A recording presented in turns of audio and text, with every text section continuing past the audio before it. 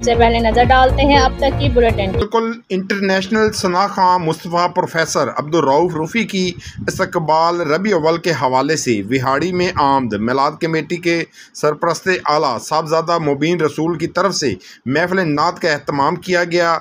जी बिल्कुल, इस्तकबाल रबी अव्वल के हवाले से विहाड़ी में अल मोहम्मदी मिलाद कमेटी की जानिब से महफिल नात का एहतमाम किया गया, जिसमें मुल्क के मारूफ नात ख्वां प्रोफेसर अब्दुल रऊफ रूफ़ी ने खुसूसी शिरकत की। महफिल नात में अपनी पुरसोज आवाज़ से हाजरीन के दिलों को ताजगी बख्शी। इस मौके पर मिलाद कमेटी के सरपरस्त आला साहबजादा मुबीन रसूल तूर, MNA ताहिर इकबाल चौधरी, MPA मियाँ साकिब खुर्शीद, साबिक चेयरमैन बल्दिया शेख मोहम्मद हुसैन अब्दुल राफे के अलावा पीर ताबिश ने भी खुसूसी शिरकत की। जबकि बाद में GMS ग्रुप की जानिब से उम्रे की सआदत हासिल करने वालों को टिकट भी तकसीम किए। जी, इसलिए नए लाइफ बॉय में है एक्टिव सिल्वर, जो दे जरासीम से 10 गुना बेहतर हिफाजत। नया सिल्वर लाइफ बॉय, दुनिया का नंबर 1 जर्म प्रोटेक्शन सोप।